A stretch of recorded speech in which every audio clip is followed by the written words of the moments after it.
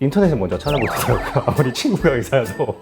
치과 의사의 말이 훨씬 더 신빙성이 있습니다. 실수하는 의사가. 아, 네. 네, 안녕하세요. 김 원장입니다. 안녕하세요, 주의사입니다. 오늘은 인터넷에 떠도는 민간요법에 음. 대해서 좀 얘기를 해보려고 하는데, 여러 가지가 있더라고요. 온찜질이 좋은지 냉찜질이 좋은지 이런 것들부터 해서 뭘 먹으면 좋다 이런 네네. 것들도 있어서 그런 것들 한번 짚고 넘어가면 좋을 것 같아요.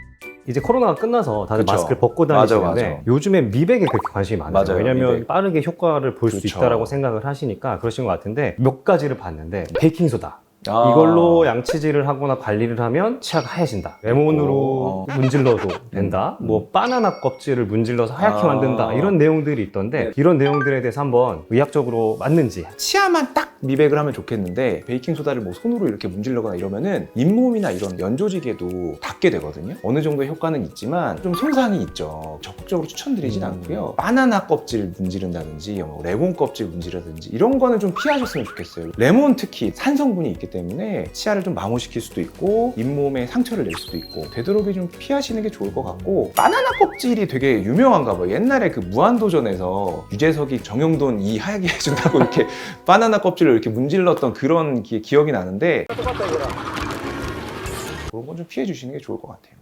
그러면은 황리 같은 경우에는 치아 미백을 했을 경우에 뭐 효과가 좀 더 떨어진다던가. 치아 안쪽에 있는 상아질부터 어두운 색이 있다 하면은 아무래도 미백에 대한 효과는 좀 떨어질 수 있어요. 인터넷 같은 데 보니까 셀프로 집에서 아이언맨처럼 이게 물고 있죠, 이렇게. 기기가 있던데 맞아요. 그런 것도 실제로 효과가 있나요? 치과 의원에서 쓸 수 있는 미백제 농도랑 올리브영 이런 데서 구매하는 미백제랑은 농도 차이가 많이 나요. 치과 의원에서 쓰는 거는 워낙 고농도를 쓰다 보니까 잇몸이나 이런 데 닿으면 화상 입을 수 있거든요. 시중에서 구매해서 쓰는 것들은 농도를 확 낮추죠. 효과가 많이 떨어질 수는 있는데 효과가 없진 않다. 혼자 하게 되면은 정확한 위치에 미백제를 올려야 되는데 그게 좀 어려울 것 같아요. 여기 묻고 여기 묻고 했는데 막 이가 얼룩덜룩하네요. 맞아요. 그럴 문제가 수도 있잖아요. 있어. 그러면 치아가 밝아지고 싶어 하는 분들이 그쵸. 만약에 있는데, 이런 분들은 되고 이런 분들은 불가능하신 분들도 있을 것 같거든요. 치아 겉면에 착색이 많으신 분들 확실히 효과가 좋아요. 치아가 시린 거에 되게 민감하신 분들 있잖아요. 전문가 미백은 고농도다 보니까 많이 힘들어하세요. 치아를 위해서도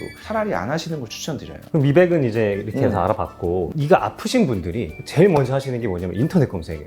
인터넷 검색어, 그렇죠. 이거 아픈데 이거 어디에 문제 있는 거 아니야? 이런 걸 제일 먼저 찾아보시는데, 그렇죠. 통증을 완화시키는 것 중에 하나가 소금으로 입에 물고 있는다, 이러면은 좀 통증이 완화된다, 이런 것들도 효과가 있는지. 예전에 목욕탕 가면은 남탕에는 꼭 소금이 있었잖아요. 그래서 칫솔에다가 소금 찍어가지고 양치질하시고 이러셨는데, 살균 작용 때문에 일시적으로 통증을 완화시킬 수 있지만 치아 자체의 문제, 근본적인 원인이 해결되지 않으면 낫질 않아요. 일시적인 현상이라고 볼 수 있죠. 소금 알갱이 자체로 이제 막 이렇게 문대시는 맨손으로 분들, 이렇게 하시는 분들이 그거는 좀 피해시는 게 좋은 게, 치아에 다 상처가 나요. 그래서 치아가 다 깎이고 잇몸에서 피도 날 수 있고, 그건 좀 피해 주시는 게 좋을 것 같아요. 그러면 임시방편으로 찜질을 한다던가 효과가 있는지. 사랑니 빼고도 냉찜질 팩 드리잖아요. 혈관을 수축시켜가지고 통증을 좀 완화시켜주는 거예요. 붓기 완화에도 도움이 되니까 실제로 효과는 있어요. 온찜질 같은 경우에는 근육이 이제 긴장해가지고 턱이 아프다.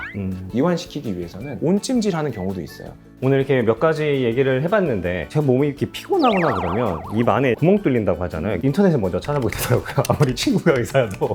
찾아봤더니 충치가 있으면 구내염이 잘 생긴다, 뭐 이런 얘기했는데, 또 찾다 보니까 수박 껍질을 갖다 이렇게 대고 있으면 뭐 구내염이 빨리 낫는다. 충치랑 구내염은 큰 상관은 없어요. 구내염이 발생을 하는 원인 중에 하나는 면역력이 떨어졌을 때, 작은 상처나 이런 게 났을 때 거기서 세균이 번식하면서 하얗게 구내염이 나는 이런 게 있을 수 있는데, 수박 껍질이 도움이 된다. 글쎄요, 저도 그거에 대해서는 정확히는 모르겠지만 수박 껍질 저희가 멸균해서 쓰는 거 아니잖아요. 약국에서 구내염 가글제나 붙이는 패치 이런 걸 사용하시면은 훨씬 편하게 구내염을 관리하실 수 있을 것 같아요. 저 혼자 여기 치과 와가지고 막 알보칠 이렇게 직방이죠. 하고 막 이렇게 하는데, 면역력 좀 올려주고 좀 쉬어주고, 요즘 현대인들 너무 피곤한 것 같아요. 그런 이야기도 있더라고요. 치아 건강은 선천적이다. 될 놈들, 안 될 놈들 안 그렇죠. 된다. 아, 될 놈들. 아무래도 유전의 영향을 피할 수는 없어요. 선천적으로 충치에 강한? 강한 양치도 그렇게 열심히 안 하는데 충치 안 생기는 분들 계시고 유전으로 나는 강한 이를 가지고 태어났으니까 난 양치 안 이러면 안 되시고 양치 되게 열심히 하는데 충치 생기는 분들 계신데 치과에 오시면은 그런 것들도 어느 정도 판단이 가능하거든요. 내 치아가 약한 것 같아, 충치도 잘 생기는 것 같아 하면은 한 3개월에 한 번 검진의 기간을 차이를 두시는 것도 좋을 것 같아요. 유전의 영향은 인간이라면 피할 수 없을 것 같습니다. 양치를 하루 3번 이상 하게 되면 치아가 닳는다. 하루에 100번씩 하시는 분들은 그건 안 됩니다. 그건 안 되는데 올바른 칫솔질로 치약을 사용해서 하는 칫솔질로는 치아가 마모될 수는 없어요. 양치질을 식사하시고 나서 바로 하라고 말씀드리잖아요. 아주 좋은 습관이에요. 근데 식사하시고 나서 한 20-30분 뒤에 하신다? 차라리 1시간 정도 있다 하는 게 나아요. 왜냐면 식사를 하고 나서 15분, 20분 지나면 입안 상태는 점점 산성이 됩니다. 치아가 마모될 수 있어요. 차라리 한 1시간 정도 뒤에 하시는 게 중성 상태에서 양치질 하실 수 있어요. 그래서 그게 더 좋을 수도 있습니다. 콜라 먹고 바로 양치하면 안 좋다. 맞아요. 같은 맥락이에요. 탄산 때문에 입안이 산성화되기 때문에 입안이 중성 상태로 바뀌고 나서 양치하시는 게 훨씬 좋습니다. 치과로 오는 지름길. 아, 그렇죠. 좋아요. 네. 실수하네, 이 사람. 오늘 이제 인터넷에서 떠돌는 속설 네, 한 맞아요. 번씩 알아봤는데 결과적으로는 주기적으로 치과에서 관리를 받는 게 제일 중요하다는 맞아요. 생각이 들고 놓치고 있었던 건 없었는지 잘못 알고 있었던 건 없었는지 다시 되돌아보는 맞아요. 그런 네. 좋은 시간이었던 것 같습니다. 네. 치과 오시는 게 좀 어렵긴 하잖아요. 무서우니까. 근데 확인이라도 한번 받아보시고 인터넷 검색보다는 치과 의사의 말이 훨씬 더 신빙성이 있습니다. 6개월마다 한 번씩이든 3개월마다 한 번씩 오셔서 검진 받으시는 것도 좋은 습관이 될 거라고 생각합니다. 오늘은 또 네, 이렇게까지 여기까지. 알아보고 다음에 또 좋은 얘기로 만나 다시 뵙도록 하죠. 네. 안녕. 안녕.